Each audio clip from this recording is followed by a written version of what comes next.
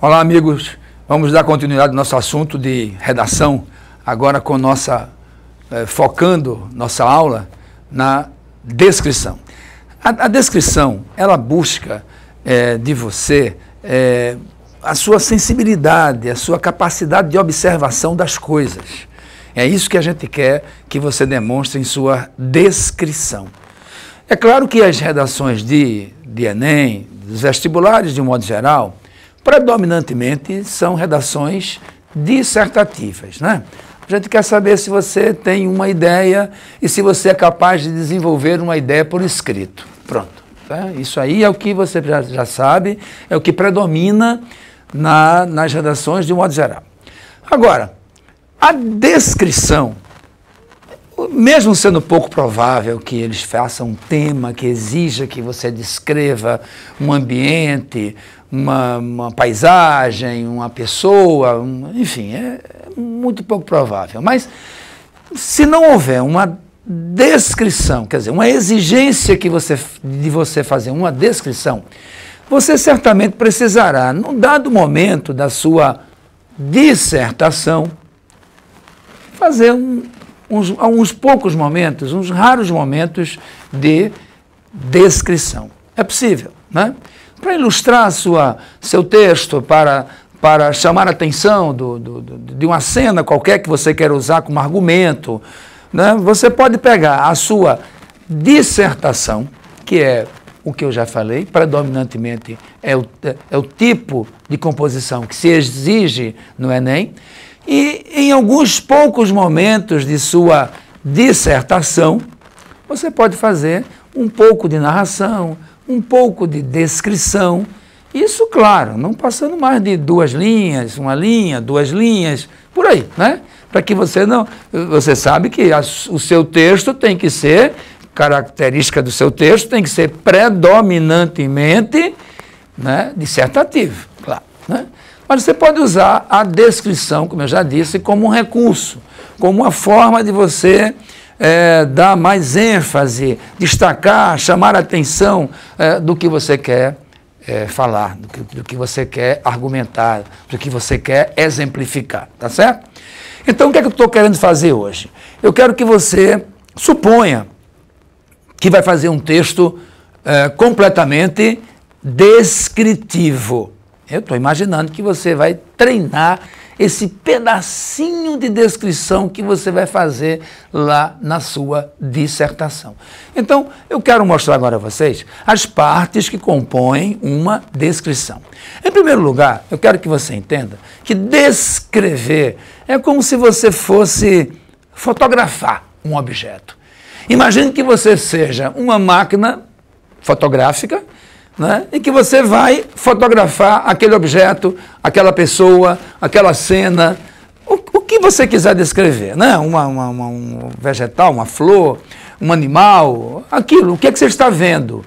Né? Então, eu costumo dizer para meus alunos o seguinte: imagine que você fosse agora falar, você fosse para um lugar, como é que você vai para um zoológico, por exemplo, né? Me veio agora essa lembrança, você vai para um zoológico e achou magnífico, um zoológico qualquer da vida. Então você ficou fascinado com os animais exóticos que você viu lá, né?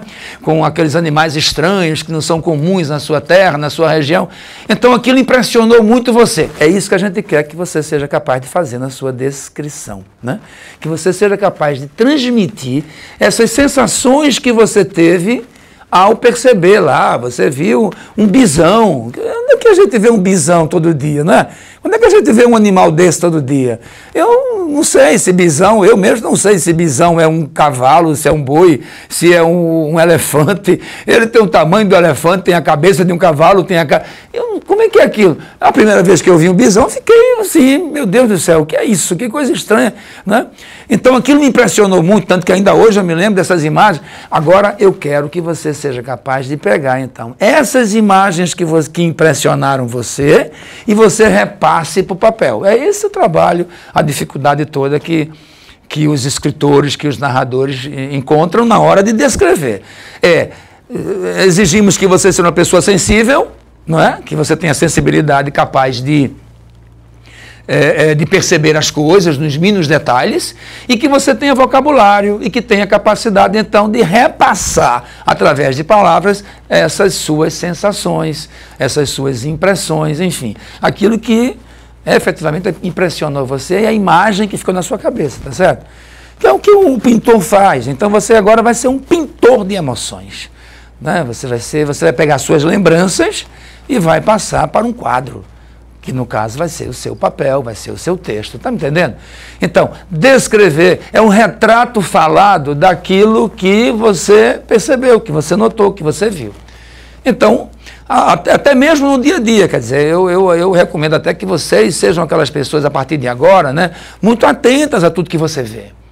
Quando você olhar as coisas, olhe com olho clínico, tá certo? Você olhe como quem está gravando, seus olhos são duas câmeras, né, que estão ali filmando, que estão fotografando, que estão registrando, documentando, e seu cérebro está captando as imagens e armazenando. Ó a sua memória lá, só armazenando aquelas imagens. Agora, claro que tudo isso depende muito de maturidade, de sua experiência de vida, né, das viagens que você já fez na vida. Viajar, você sabe que é uma coisa muito importante na vida do ser humano. Quer dizer, as impressões que você guarda daquela viagem, daquele passeio, o que é que sensibilizou, o que é que emocionou, o que é que interessava você, que tanto fixou na sua mente. Quer dizer, tudo isso, pessoal, você vai compor depois essas imagens todinhas, essas sensações, essas impressões que você teve, de acordo com a sua experiência de vida, de acordo com entendeu? Com a sua sensibilidade, com a sua cultura. Isso, um candidato a vestibular, a Enem, tem que ser uma pessoa culta, antes de qualquer coisa, né? Então, deve ser uma pessoa que viva lendo, viva observando como é que os outros descrevem, as descrições que você percebe nos romances. Estão me entendendo? Quer dizer, não é um trabalho fácil. Não é trabalho fácil. Exige muito de você. Escrever exige muito do candidato, muito. Experiência, exige determinação, exige sensibilidade. Escrever é muito difícil. Então, você tem que ter paciência, tem que ter calma, e tudo isso que eu falei até agora. Isso aí é cobrado. O texto cobra de você, que você seja uma pessoa madura, experiente, sensível, culta, para poder, então, o texto, crescer, ficar grande, tá certo? Então, vou mostrar agora a vocês alguns aspectos importantes, algumas características importantes, né, de uma descrição, tá certo? Vem comigo. A estrutura de uma descrição. Então, vou mostrar aqui para vocês. Vocês têm aqui as características no lado esquerdo, essa coluna, com as características. Você tem que fazer uma introdução. Claro, se você for fazer uma pequena linha, 2, 3 linhas no meio de um texto maior, eu vou inserir aqui uma descrição nesse meu texto que é narrativo. Então, você não precisa fazer tudo isso, né? Que está aí, é claro. Estou supondo que você tenha agora um texto unicamente descritivo. Então, nesse caso, entenda o que é uma descrição, né? Uma descrição, ela situa seres e objetos no espaço.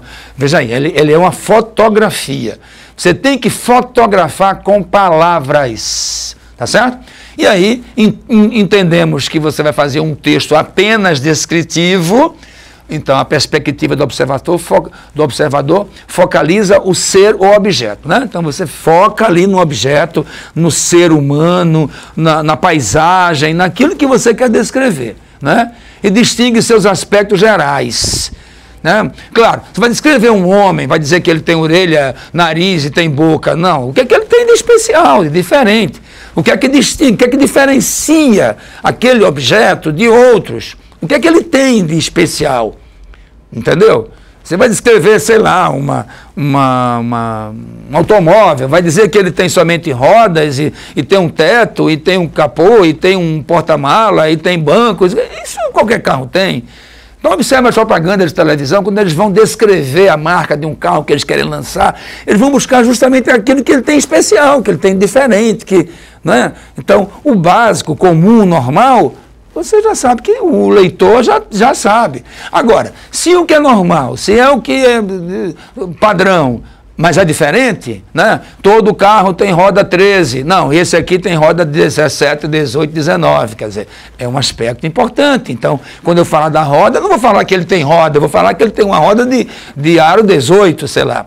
Se você vai dizer que o meu carro tem um teto, não, ele tem um teto solar, quer dizer, ele já não é igual a qualquer carro, tá entendendo? Eu vou falar que ele tem velocidade. Todo carro corre muito, né? Mas isso aqui chega a 250 km, já é um diferencial. Não é? Todo carro tem banco, mas o meu tem banco de couro, entendeu? É couro natural, é de um zebu criado não sei onde, quer dizer, enfim, estou brincando, mas é mais ou menos isso, você entende? Então, o que é que distingue, o que é que diferencia, né, aquele objeto de outros objetos que você... que é comum, que todo mundo conhece, tá certo? Então é isso. É a perspectiva do observador, né, que focaliza o objeto que vai ser descrito e distingue seus aspectos, o que é que ele tem de diferente dos outros, né? E vai então interpretando. Aí é a sua parte, quer dizer, você vai dar a beleza como você vê, você vai dar a sua sensibilidade que vai entrar agora em jogo, que você vai interpretar o que é que tem ali de especial naquela paisagem física, naquele ser humano, naquele, sei lá, né? Então, compreendemos que, como qualquer introdução, ela deve ser rapidinha, né? Deve ser básica, é esse o objeto, pronto. Como quem fala assim, vou descrever para você agora uma paisagem, uma praia, uma montanha, uma cordilheira, ou um automóvel, ou um vaso chinês, como fez o parnasiano, né? Bom, aí você já disse qual é o seu objetivo na introdução. Agora o desenvolvimento. Capta os elementos numa ordem coerente, com a disposição em que eles se encontram no espaço, caracterizando-os objetiva e subjetivamente, física e psicologicamente. Claro, você vai descrever um vaso, não precisa você descrever psicologicamente, né? Não tem sentido, mas você vai caracterizar os objetos, a aparência, a textura, a matéria de que ele é feito, né? A asa que ele tem para segurar, qual o contorno que ela traz, tá certo? Qual a impressão, quais as lembranças que esse vaso chinês, esse vaso grego, né? Nós chamamos aqui de jarro, né? Mas eu estou chamando de vaso. Quer dizer, quais são as impressões que aquele objeto, que aquele ser, que aquela paisagem, que ele está te passando naquele momento, né? Então, capta os elementos. Agora, tem que ser numa sequência lógica, não vai misturando. Estou descrevendo a borda dele, do vaso. Vou descrever agora a asa, as duas ou uma só, né? A base dele. Você faz uma sequência lógica, de cima para baixo, de baixo para cima, do mais importante para o menos importante, mas escolha uma sequência lógica, né? Para que você possa fazer essa ordem coerente, tá certo? Da descrição, da retratação, né? Desses elementos que formam o todo, né? No ser humano, por exemplo, você pode começar pelas feições, pelo rosto, a tez, né? O rosto, depois o cabelo, e você vai numa sequência lógica de descrição, sem fazer aquela confusão, aquela mistura de eu descrever uma coisa, depois volto a descrever de novo o mesmo objeto. Não, a coisa tem que ter uma ordem, uma sequência que você que determina isso, tá certo? Bom, e aí a conclusão. Não há um procedimento específico para a conclusão, né? Eu diria que em nenhuma redação, em nenhum texto, há um procedimento único. A conclusão é muito subjetiva, muito pessoal. Cada um escolhe a sua melhor maneira de concluir um texto. Considera-se concluído o texto quando se completa a caracterização. Então, eu não tenho mais nada o que informar sobre esse objeto. Eu não tenho mais nada o que dizer. Já fotografei, descrevi, pormenorizei o objeto todo. Acabou, né? Aí é a conclusão, tá certo?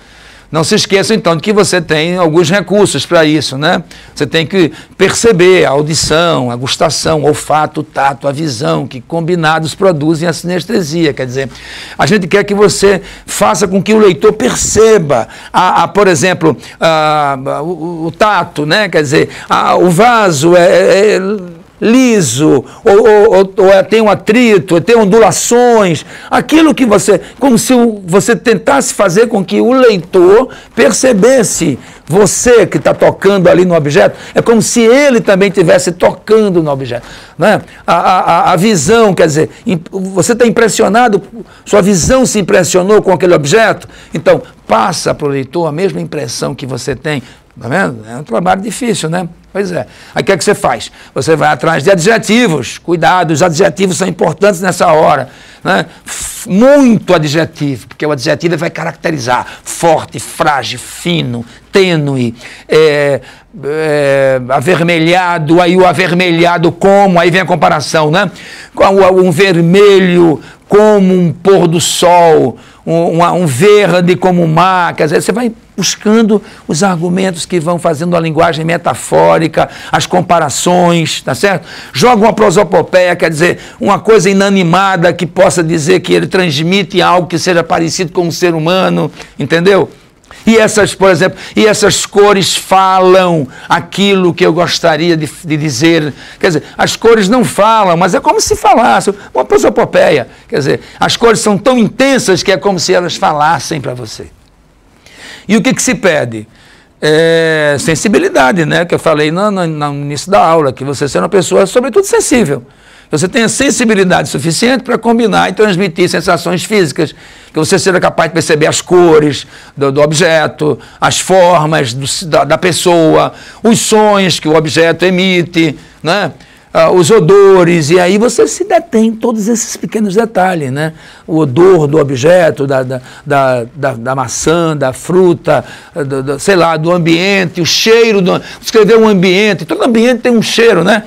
O cheiro da casa do meu avô tem um cheiro diferente do cheiro do shopping center. Quando você entra no shopping, ele tem um cheiro. Vai para a casa do seu tio, da sua avó, tem um cheiro também. Você vai para a escola, sua sala de aula, com o cheiro da sua sala, do seu colégio. Então, cada ambiente tem uma característica, né, de odor. Descreve isso, também traz para cá. O importante é que o seu leitor fique, né, certo de que está no mesmo momento e vivendo a mesma sensação que você viveu, tá certo? Então, sensibilidade para combinar e transmitir sensações físicas e psicológicas, né? As impressões subjetivas, os comportamentos, né? E é claro que pode ser redigido tudo num único parágrafo. O que eu volto a falar para vocês agora, né? É que na sua dissertação é possível, isso não é nada obrigatório, que você, na hora de argumentar, você precise contar qualquer fato e citar algum fato, e você possa querer se valer ou de uma narração ou de uma descrição. Sabendo que descrição é tudo isso, só isso que está aí, né? Não é pouco, né? Mas sabendo do que é uma descrição, você pode agora ficar mais à vontade para fazer lá suas 2 linhas, 3 linhas. 3 já é demais. 2 linhas, pronto. A sua dissertação, como argumento, como estratégia para que você faça seu texto. Tá certo? Então, agora que você está certo do que seja uma descrição e os elementos que compõem uma descrição, tenta fazer uma agora, né? Treina, observa alguma coisa, observa aquele amigo teu da sala de aula, como é que ele é, o jeito dele, tenta ver como é que eu iria descrever, vou falar para uma pessoa, imagine uma pessoa com quem você fosse conversar agora, não é? Cheguei em casa, encontrei mamãe, na minha sala de aula tem um amigo meu que é assim como? Estranho, né? Esquisito, ou é bonito demais, ou é feio, sei lá, ou tem gestos estranhos, tem pessoas que parecem com animais, sei lá, usa comparações, né? Tem pessoas que lembram, essa pessoa lembra uma onça, essa pessoa lembra um macaco, né? O Raul Pompeia fez muito isso no romance O Ateneu. Quando ele descreve os amigos dele de sala de aula, ele começa a comparar com animais, dizer que tinha gestos, que tinha atitudes, que tinha voz, que tinha o olhar, que tinha um olho arregalado, demais. Sabe? Isso é que é descrever. É o que você imagine o interlocutor para quem você iria, sabe, fotografar aquele ser. Isso aí é uma descrição. Tá certo? Então, até a nossa próxima aula. Grande abraço.